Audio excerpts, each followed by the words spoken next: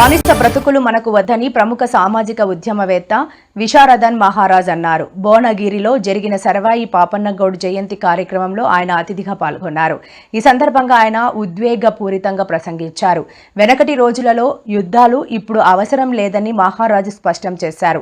ఇప్పుడు కావాల్సింది బ్యాలెట్ బాక్స్లో 85% ఉన్న బహుజనుల ఓటు ప్రభంజనం సృష్టిస్తుంది అనడంలో సందేహం లేదని ఆయన వ్యాఖ్యానించారు.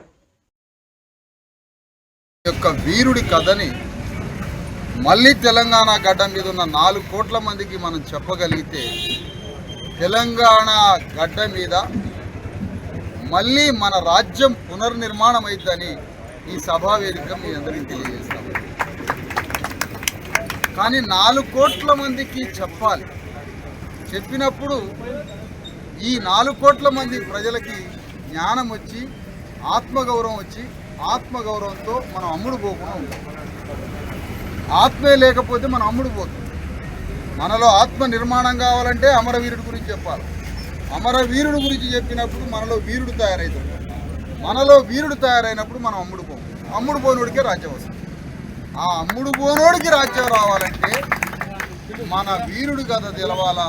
దానికి సర్దార్ సర్వాయి పాపన్న గౌడ్ యొక్క వీరుడి యొక్క గాథని, తన పోరాటాన్ని, ఆనాడు మొఘల్ సామ్రాజ్యం ప్రపంచంలోనే అంత పెద్ద సామ్రాజ్యం మీద తిరుగుబాటు చేసి వాళ్ళ కింద అణిచివేత చేస్తున్న ఈ భూస్వాముల మీద తిరుగుబాటు చేయడానికి అణగారిన వర్గాలందరినీ ఏకీకృతం చేసి ఈ భువనగిరి కోటని స్వాధీనం చేసుకొని రాజ్యాన్ని ఏలిండంటే తెలంగాణ గడ్డ మీద 4 కోట్ల మంది బీసీ ఎస్సీ ఎస్టీలు సిగ్గు శరం తెచ్చుకొని ఆత్మగౌరవంతో బతకాలని ఇవాళ ప్రతిజ్ఞ పూనాలు అయ్యారు.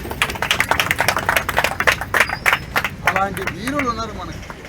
కానీ ఏ చరిత్ర మనకి సర్దార్ సర్వాయి పాపన్న గౌడ్ గురించి చెప్పకపోయా.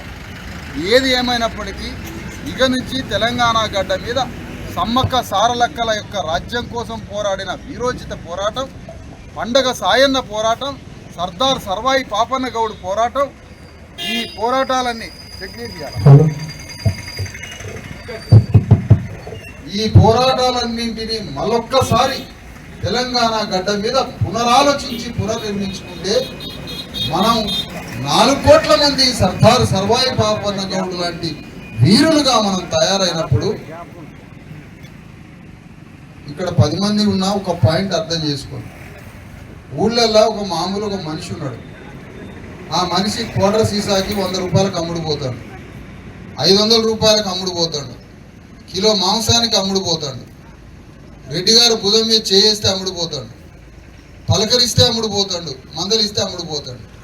కానీ ఆ అమాయకుడైన 30 ఏళ్ళ మన బహుజన బిడ్డకి కూర్చోబెట్టి సర్దార్ సర్వాయి పాపన్న గౌడ్ యొక్క యుద్ధాన్ని ఒక 2 గంటలు ఆ మనిషి చెప్పండి. అతని గుండెల్లో ఒక వీరుడి గాథ ఉప్పొంగి నేను కూడా సర్దార్ సర్వాయి పాపన్న గౌడ్ లాగా చేయగలిగితే మన గుండెల నుంచి ఒక ఆత్మ తయారవుతుంది. ఆ తయారైన మన గుండెల్లో తయారైనటువంటి ఆ సర్దార్ సర్వాయి పాపన్న గౌడు మన గుండెల్లో తయారైతే మన గుండెకి బ్యాలెట్ బాక్స్కి కనెక్షన్ ఇస్తే బ్యాలెట్ బాక్స్ నుంచి సర్దార్ సర్వాయి పాపన్న గౌడ్ రాజ్యం బయటకు వస్తుంది. బ్యాలెట్ బాక్స్ నుంచి సర్దార్ సర్వాయి పాపన్న గౌడ్ రావాలి. అప్పుడు బయటికి బ్యాలెట్ బాక్స్ నుంచి సర్దార్ సర్వాయి పాపన్న గౌడ్ రాజ్యం బయటికి రావాలంటే నేను మళ్ళీ చెప్తున్నాయా, ఈ బహుజన యుద్ధానికి గౌడ్ సోదరులు ముందు వరుసలో నిలబడి అగ్రగామి సైన్యంగా నిలబడాలి. నీ రక్తం నుంచి పుట్టిన సర్దార్ సర్వాయి పాపన్న గౌడ్ నువ్వు యుద్ధం చేయకపోతే ఎవరు చేస్తారు? మరి ఆనాడు ఆయన అందరినీ సమీకరించిండు. అన్ని కులాలని, మాదిగోళ్ళని, సాగరోళ్ళని, మంగళోళ్ళని, బానిసలందరినీ సమీకరించి భూస్వాముల మీద యుద్ధం చేసిన సర్దార్ సర్వాయి పాపన్న గౌడ్ కిలాషాపూర్ కేంద్రంగా తెలంగాణ గడ్డ మీద ఇంత పోరాటం చేస్తే ఎవరు ముట్టుకోకపోబట్టి అణగారిన వర్గాల బిడ్డ కాబట్టి శివాజీ సామ్రాజ్యానికి ఒక భగత్ సింగ్కి వచ్చిన ఆదరణ మనోడికి రాకపోయింది. కాబట్టి ఇవాళ 4 కోట్ల మంది ప్రజలకు రావాలా. పక్కనున్న జనగామ జిల్లాకి ఎందుకు పేరు పెట్టేట్లే? పైసా ఖర్చు లేదు కదా. రెడ్ల యొక్క ఆలోచన ఏంటో తెలుసా?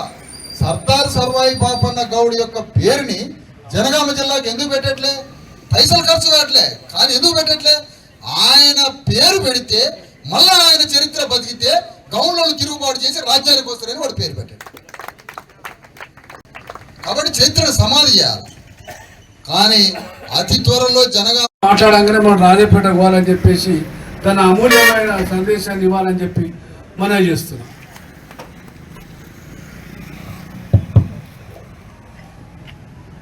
సర్దార్ సర్వాయి పాపన్న గౌడ్ జయంతి కార్యక్రమానికి సభాధ్యక్షుడు జయహింద్ గౌడ్ అన్న గారికి మరియు సోదరుడు హరికృష్ణ అన్న గారికి, ఇంకా వేదిక మీద ఉన్న ఆగమన్న గారికి, ఇంకా గౌడ పెద్దలు, బహుజన నాయకులు, ఈ కార్యక్రమానికి హాజరైనటువంటి పుర ప్రముఖులకి, డిఎస్పి ఉద్యమకారులకి అందరికీ నమస్తే. ముఖ్యంగా ఈరోజు సర్దార్ సర్వాయి పాపన్న గౌడుని స్మరించుకోవడము అంటే అర్థం ఏంటి? అసలు ఇక్కడ ఎంతమంది ఉన్నారనేది పక్కన పెడదాం. ప్రధానమైన విషయం ఏమిటంటే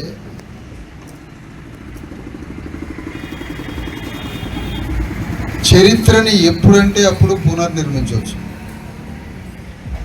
చరిత్రని ఎప్పుడంటే అప్పుడు పునర్నిర్మించవచ్చు.